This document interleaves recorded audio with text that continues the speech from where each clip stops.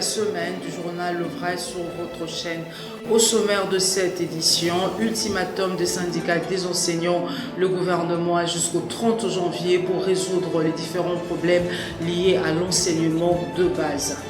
Alors que les compatriotes de Béni plaident pour le départ de la MONUSCO, le Conseil de sécurité vient de renouveler le mandat de cette mission. Premier anniversaire de l'alternance démocratique et pacifique du pouvoir en République démocratique du Congo. 6 millions de dollars américains sont prévus pour ces festivités. Invité dans ce journal, Noël Tchani, candidat à la présidentielle de 2018. Bienvenue à tous.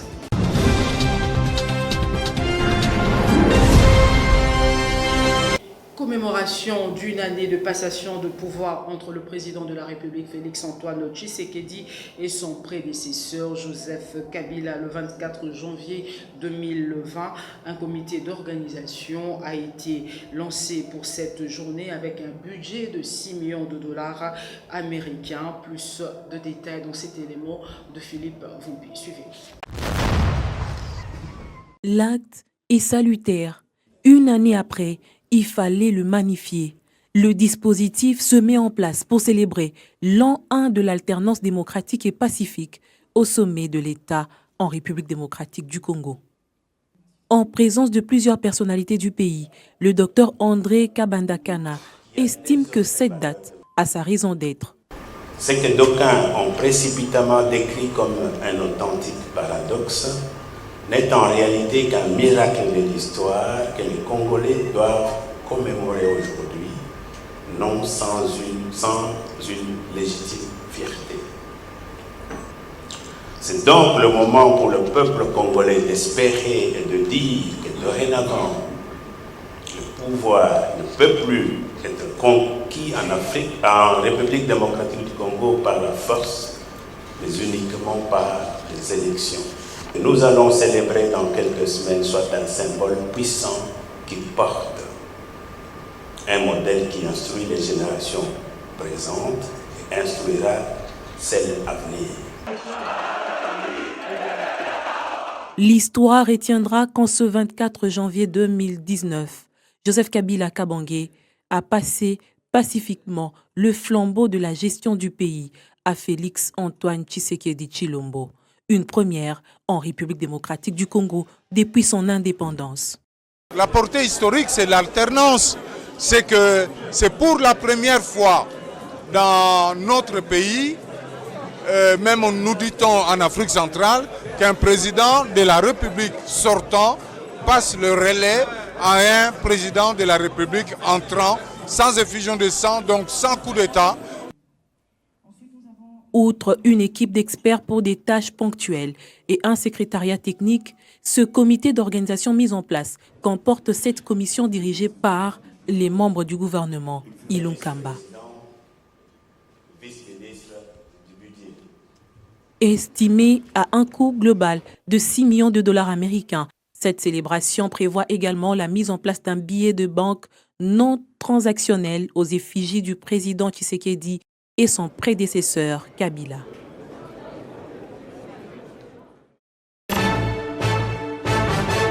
Alors que de nombreux secteurs en République démocratique du Congo sont en souffrance suite au manque de finances, 6 millions de dollars américains sont affectés à l'organisation des festivités du premier anniversaire de l'alternance démocratique et pacifique du pouvoir, situation qui motive cette réflexion de Justin Magnou. Suivez. 6 millions de dollars américains, tels les montants prévus par le gouvernement congolais pour commémorer l'an 1 de la passation de pouvoir entre Joseph Kabila et Félix Tshisekedi. Une somme mirobolante qui donne le vertige à certains. D'aucuns au pays s'interrogent même sur la nécessité d'allouer une telle bagatelle rien que pour une fête. Au regard de la situation actuelle du pays où de nombreux secteurs vitaux pour la nation sont encore à la recherche de moyens jusque-là introuvables.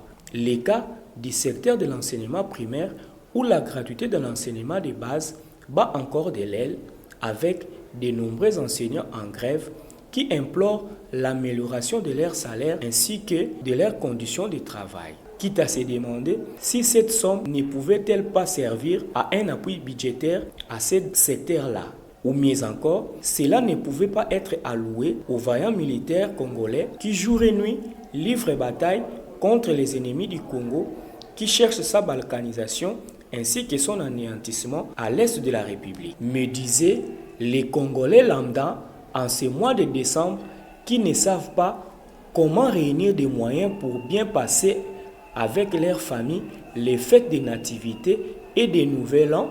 Avec la hausse fulgurante du coût de la vie de ces derniers temps, se posent des questions sur l'utilité de ces festivités alors que l'eau ainsi que l'électricité sont devenues des denrées rares dans leur ménage. Visiblement, les fastes qui veulent donner le nouveau pouvoir à cet événement avec impression de billets de banque marqués de l'effigie de Kabila et Félix Tshisekedi soulève la colère dans certains milliers où on ne comprend pas les mérites ainsi que la reconnaissance qu'on cherche à donner à Joseph Kabila alors qu'ils estiment que l'homme n'a pas quitté le pouvoir de son plein gré mais plutôt a été contraint à le faire par des Congolais dont certains martyrs comme Rossi Mukendi, Thérèse Kapangala et autres sont tombés au front.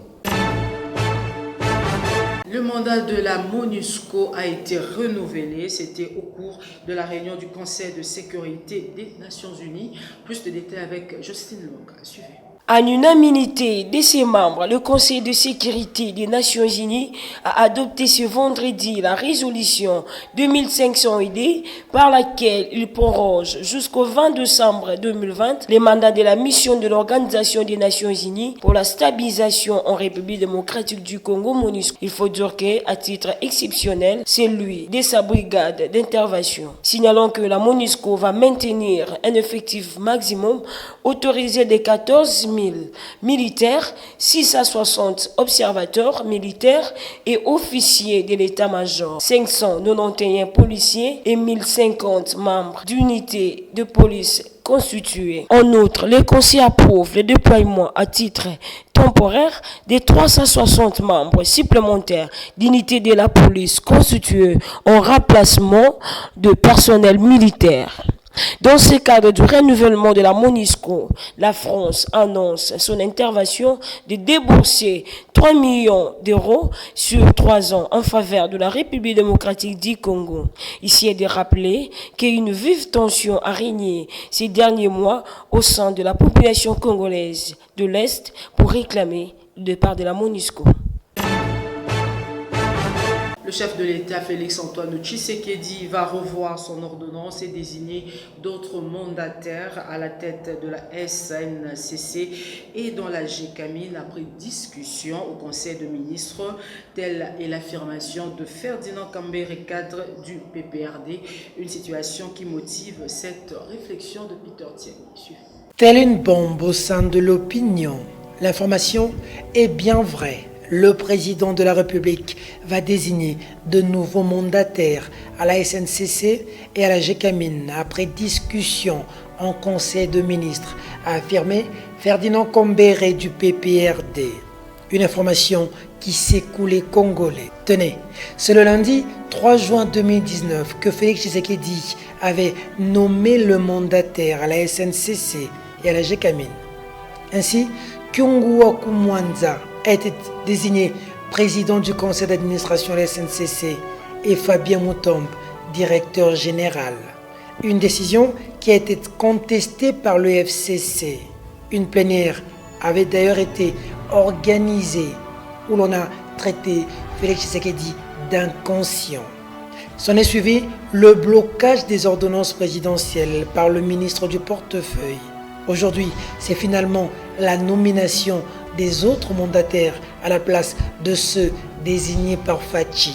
En d'autres termes, c'est le FCC qui met Félix Tshisekedi à genoux. Au sein de l'opinion, c'est la déception de voir un président réduit dans ce petit soulier par un groupe de gens visiblement puissants. Une insulte à tous ceux qui ont cru à la ferveur de Félix. Une humiliation à ceux qui ont considéré Fachi comme un homme de caractère. Certains estiment tout simplement que si le président de la République s'est mis aux ordres du FCC, il aura confirmé le propos de Martin Fayulu stipulant qu'il n'est qu'un pantin, une marionnette à la solde de Kabila. Changeons de registre à présent. Accusé de soutenir le mouvement terroriste Hezbollah et le blanchiment des capitaux, les patrons des sociétés Mino Congo, Transgazelle et Pain Victoire et ces 3 entreprises sont sous sanctions américaines. Saleh Assi, l'homme d'affaires libanais, plaide non coupable. Des détails dans cet élément de Philippe Vompi. Suivez. Saleh Assi, patron des sociétés Mino Congo, Transgazelle et Pain Victoire, plaide non coupable et déplore que la décision lui soit infligée sans qu'il soit entendu. Je tiens à nier tout ce qui a été avancé dans cette décision concernant les soi-disant relations financières ou financement de certains milieux politiques concernant le lustre des sanctions. Je certifie sur l'honneur que toutes mes activités économiques et professionnelles sont transparentes et conformes aux lois en vigueur partout où mes sociétés exercent leurs activités. Peut-on lire dans un document écrit par ces richissimes Libanais. Ces derniers protestent et soutiennent que les accusations dirigées contre lui sont illégales et dénuées de tout fondement, estimant qu'il est victime des chantages exercés contre lui par les autorités de son pays, les Liban, face à qui il est opposant. Saleh Assi est accusé de financer le terrorisme, notamment les Hezbollah, et de blanchiment des capitaux. La conséquence immédiate de ces sanctions, c'est qu'aucune banque commerciale en République démocratique du Congo ne peut lui faire des transactions ni faciliter une transaction bancaire à lui et à ses 3 sociétés. Et tous leurs comptes en dollars sont désormais gelés à travers le monde. Après les gels des avoirs du patron de Pain Victoire, Transgazelle et Mino Congo, la République démocratique du Congo a son tour gelé à titre conservatoire les avoirs de Saleh Assi, propriétaire de la boulangerie Pain Victoire. Cette décision prise en application des sanctions du Trésor américain qui l'accuse de financer le Hezbollah. Autre chose à présent, retour politique de l'Alliance de paysans indépendants, appuyé en sigle, après les élections de décembre 2018. Une rencontre entre ses militants et ses cadres a été organisée samedi à l'espace IMCA dans la commune de Kalamou. Une cérémonie présidée par son président Joseph Kokoniangi. Philippe Vompi, Arnaud Massamba, suivez.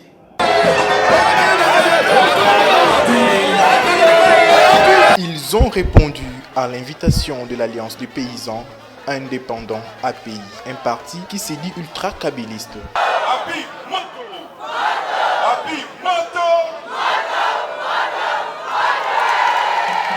Ici, nous sommes au stadium de l'IMICA à l'occasion de sa rentrée politique après les dernières élections de 2018. Les militants ont bravé la pluie pour écouter le message de son président.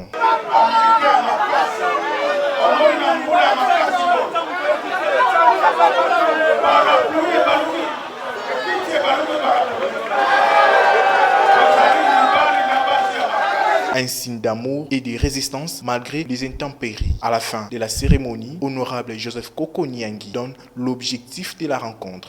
Aujourd'hui, nous avons rassemblé tous les camarades de API Kinshasa pour dire à tous les paysans de Kinshasa, tous les paysans du Congo, qu'il y a un parti des paysans, qu'ils viennent. Parce qu'en 2023, l'Alliance des paysans indépendants doit diriger et Kinshasa et le Congo, en collaboration avec les autres amis. Les autres amis, c'est-à-dire le PPRD et autres. Aaron Mukula, secrétaire général adjoint du parti, à son tour, vante la force de l'API sur la scène politique. L'API a été créée en 2018 à la veille même des élections. À 2 mois des élections, nous avons aujourd'hui 7 députés nationaux. Nous avons 15 députés provinciaux et une sénatrice. Ce n'est pas n'importe quel parti politique. Si à 2 mois, nous avons eu 7 députés, et maintenant nous nous préparons pendant 5 ans, il faut comptabiliser. Nous serons là comme un parti qui sera toujours à côté de Joseph Kabila Kabange. Comme annoncé en titre, ultimatum du syndicat des enseignants, si le gouvernement congolais n'a pas résolu les différents problèmes liés à l'éducation de base d'ici le 30 janvier, les enseignants seront dans l'impossibilité de poursuivre les cours. Tout de suite, l'invité du Vrai Journal. Suivez. Docteur Noël Tiani Modianvita, bonjour. Bonjour. Candidat président, candidat malheureux, comment vous vous sentez aujourd'hui? Au fait, je ne suis pas malheureux et je suis très heureux aujourd'hui. Je me demande même entre moi et Félix-Antoine Tshisekedi qui est plus heureux et plus malheureux que l'autre. Je pense que je suis très heureux parce que lui, il a tous les problèmes de la République qu'il doit régler, tous les défis du pays. Le pied dans le plat, premier dossier, billet collector. Parce qu'on va parler du billet collector, on va parler aussi de votre lettre à Jérôme Kitoko. C'est des questions qui vont tabler dans cette interview invitée du journal. D'abord, le billet collector, ça fait tollé général. Je vous ai lu sur Twitter qualifiant ça de la bêtise pour vous. Vous avez même eu envie de vous suicider. Qu'est-ce qui vous dérange dans ce billet collector où on voit le président Joseph Kabila, ancien président, et Félix Tshisekedi, et puis 6 millions pour fêter l'alternance? Oui, comme vous savez, j'étais l'un des concepteurs du franc congolais. En 1997-98, nous avons travaillé d'arrache-pied à la demande de l'ancien président, M. Laurent Désiré Kabila, pour concevoir une nouvelle monnaie, le franc congolais, en remplacement du Zaïre monnaie. Quand on avait le Zaïre, tous les billets de banque avaient les effigies de l'ancien président, le maréchal Mobutu Sese Seko. Et je me rappelle exactement quand le président Laurent Désiré Kabila est arrivé au pouvoir, il m'a appelé et il m'a dit « Je voudrais qu'on remplace ces billets de banque immédiatement ». Je lui ai demandé pourquoi. Parce qu'il ne voulait pas voir la photo de Mobutu Sese Seko circuler sur les billets de banque alors qu'il n'était plus au pouvoir. Nous avons engagé des réformes et nous avons engagé des dépenses pour remplacer cette monnaie par une nouvelle monnaie. Et j'ai fait beaucoup d'efforts pour arriver à le convaincre lui-même que la nouvelle monnaie, le franc congolais, ne devait pas avoir la photo du président en poste. Pourquoi? Parce que si on arrive à changer le régime d'une façon ou d'une autre, le nouveau président pourrait être tenté de remplacer la nouvelle monnaie, de remplacer l'ancienne monnaie par une nouvelle monnaie où il mettrait sa propre photo. Donc, ça engagerait des dépenses continues pour le pays, des dépenses qui sont inutiles. Pour cette raison, j'avais convaincu le président à l'époque à ne pas faire cela. Et il avait accepté qu'on ait le franc congolais que nous avons aujourd'hui, qui n'a pas la photo du président en poste sur les billets des banques. Aujourd'hui, quand j'ai vu ce billet qu'on présente comme étant un billet de collection, qui a déjà une valeur faciale de 10 000 francs, je pense que c'est un ballon d'essai.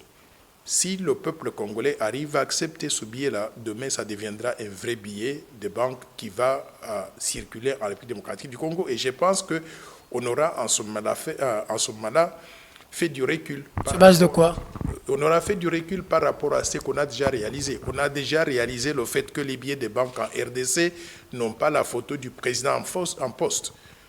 Ça, c'est la première raison. Mais la deuxième raison, c'est quoi? C'est que pour imprimer un billet, même un billet de collection, auquel on a donné la valeur de 10 000 francs, même si ce n'est pas une valeur transactionnelle. En réalité, si ce n'a pas de valeur transactionnelle, ce que ça veut dire, c'est que la valeur transactionnelle est de 0. C'est-à-dire que ce billet vaut 0. Maintenant, pour imprimer ce billet, il y a un coût de production. La différence entre le coût de production et la valeur réelle, la valeur du billet, qui n'est pas la valeur faciale donc de 10 000 francs, mais la valeur réelle donc de 0, ça nous donne déjà une charge négative qu'on met sur le trésor public. Pourquoi engager des dépenses qui coûtent cher au trésor public alors qu'on aurait pu utiliser cet argent-là, l'argent qu'on utilise pour imprimer ces billets, on aurait pu l'utiliser pour financer la gratuité de l'enseignement, pour réhabiliter l'hôpital, par exemple, les cliniques quinoises qui sont derrière le Grand Hôtel et qui sont complètement délabrées. Par exemple, pour augmenter les salaires des enseignants, j'ai visité quelques écoles comme le collège Bonsomi où j'ai trouvé des enseignants de très haute facture qui ne demandent qu'une seule chose, qu'on puisse les payer correctement pour qu'ils puissent se concentrer aux efforts de développement du pays, c'est-à-dire en enseignant les enfants correctement. C'est pour cela que je voudrais demander au président de la République, Félix-Antoine Tshisekedi, de ne pas commettre cette erreur-là. L'erreur, c'est à quel niveau? C'est parce qu'il y a le visage de Kabila, c'est ce qui fâche? Non, je ne veux pas qu'il y ait des photos du président de la République lui-même actuellement, qui est en poste, ou son prédécesseur, on connaît les conditions dans lesquelles son prédécesseur est parti. Vous croyez que les Congolais seraient contents de voir aujourd'hui l'image de Kabila sur les billets des banques? Je vous dirais non.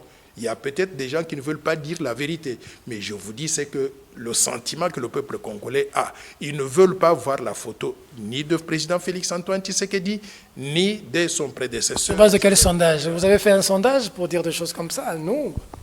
Vous savez, je suis quand même spécialiste de ce secteur-là. Et je voudrais vous informer que j'ai publié 2 livres dans le passé. La bataille pour une monnaie nationale crédible. La bataille dont je parle là, pour une monnaie nationale crédible, c'est la bataille pour le franc congolais, pour qu'il puisse retrouver la vitalité qu'il faut et que ce soit une monnaie aussi bonne que le dollar et l'euro. J'ai publié aussi un autre livre qui s'intitule « Vision pour une monnaie forte », plaidoyer pour une nouvelle politique monétaire au Congo. La vision pour la monnaie forte dont je parle, c'est le franc congolais. Donc j'ai étudié ces questions-là. Et ce que je présente là, ce sont les conclusions auxquelles je suis arrivé. J'avais mené la réflexion dans le passé en m'appuyant sur les expériences accumulées par d'autres pays à travers le monde qui ont estimé que quand vous êtes président de la République, ne mettez pas vos photos sur les billets des banques. Pourquoi? Parce que vous discréditez une monnaie qui déjà n'a pas de valeur. Le franc congolais n'a pas de valeur aujourd'hui. Vous savez quoi? 95% de la monnaie congolaise, de la masse monétaire congolaise, se trouve en dollars. Pourquoi elle se trouve en dollars? Parce que les Congolais n'ont pas confiance dans les billets des banques qui circulent dans notre pays.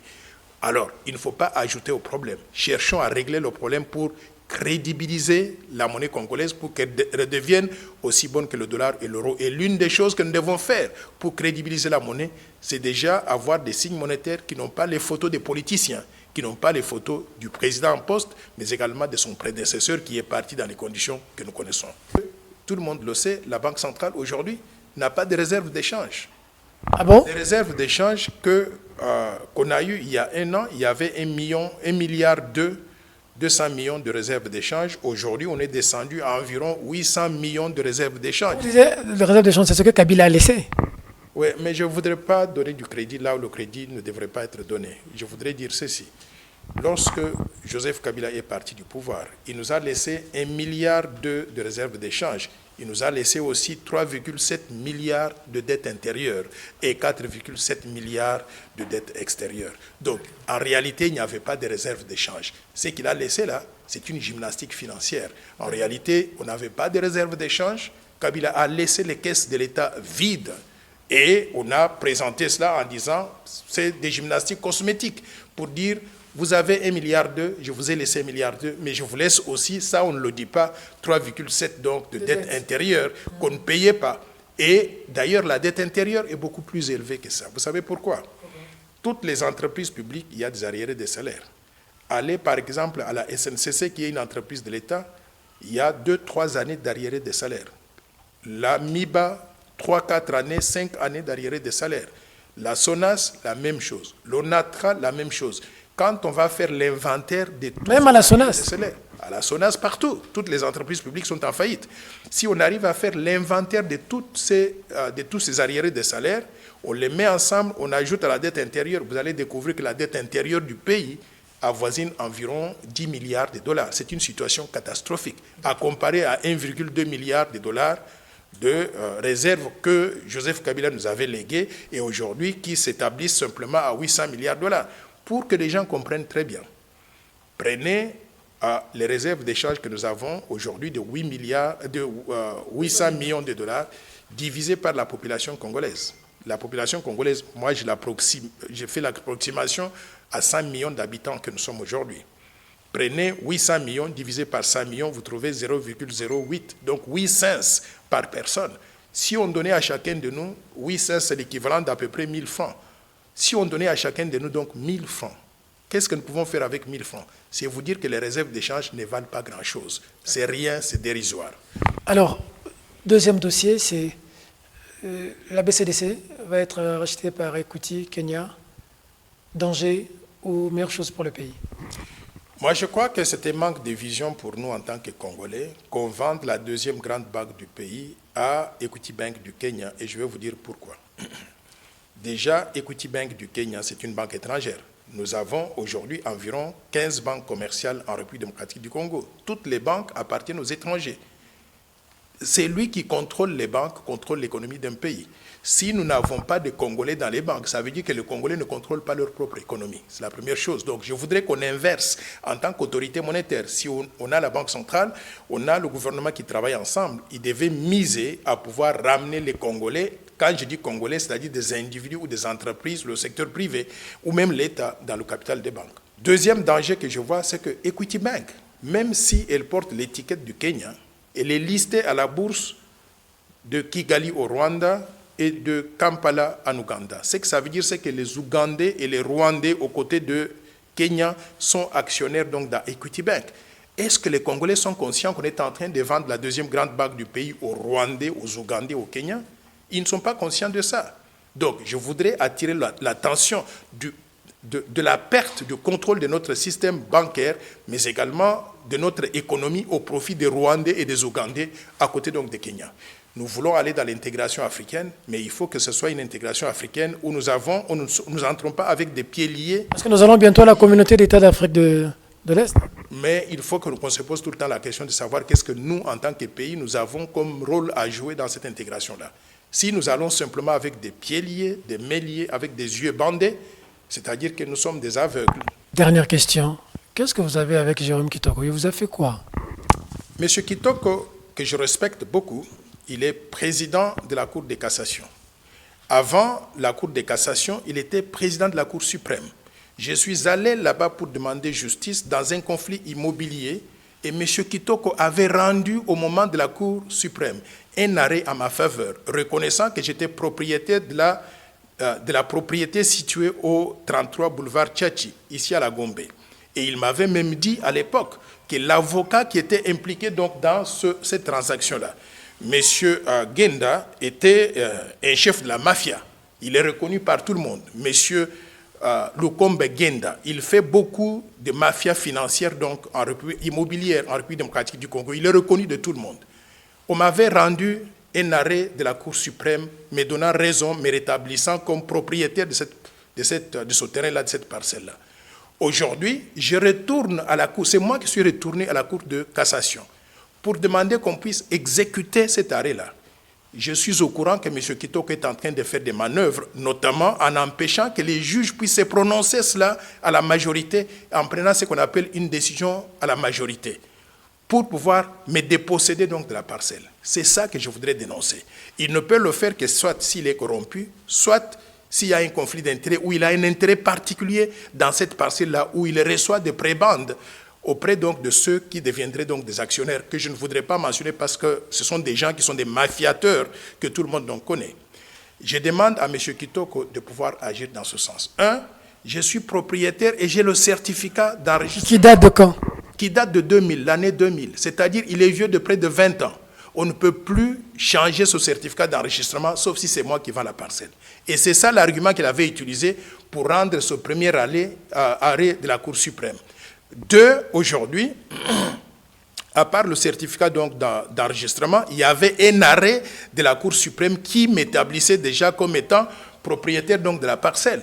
Donc, avec ces deux arguments-là, il ne peut pas me déposséder de ma parcelle. Je lui demande simplement de laisser le dossier au consortium donc des avocats, au consortium plutôt des magistrats, ce qu'on appelle la plénière des magistrats, pour qu'ils puissent statuer sur le fond en reconnaissant que je suis propriétaire de la parcelle muni d'un certificat d'enregistrement donc vieux de plus de 20 ans et qui avait un arrêt de la Cour suprême qui m'établissait déjà donc dans mes droits. Je demande à M. Jérôme Kitoko. Vous avez demandé sa démission. Je demande de démissionner parce qu'il est en train de violer le règlement intérieur de la Cour de cassation qui dit que quand un fonctionnaire de l'État n'arrive pas à fonctionner sans conflit d'intérêt ou soupçon même de corruption, de conflit d'intérêt, il doit démissionner. Donc, s'il ne démissionne pas, et ça c'est la prérogative du chef de l'État, je demande au chef de l'État de pouvoir le révoquer. Mais au-delà de ça, si on ne peut pas le révoquer, je demande simplement qu'il remette ce dossier dans les mains d'une plénière des magistrats où il n'y aurait pas de conflit d'intérêt pour qu'il puisse statuer sur le fond et je sais que je vais gagner. Et s'il ne le fait pas et que vous êtes pris en défaveur, vous perdez cette maison, vous ferez quoi? Mais je vais le prendre à partie. Pourquoi? Parce qu'il est justicier national, il est supposé rendre justice et s'il ne peut pas rendre justice, j'irai aux instances approprié pour l'accuser pour corruption, conflit d'intérêts, et je vais le prendre à partie et il finira par être coffré, envoyé donc à Makala. Docteur Noël Tchani Modianvita, merci. C'est à moi de vous remercier. C'était Noël Tchani, candidat à la présidentielle de 2018, l'invité du Vrai Journal. C'est ici que nous bouclons cette édition. Merci de la sympathique attention que vous nous avez accordée à Maïndombe ainsi que partout ailleurs dans le monde. Madame, Monsieur, ce journal est terminé. Au revoir.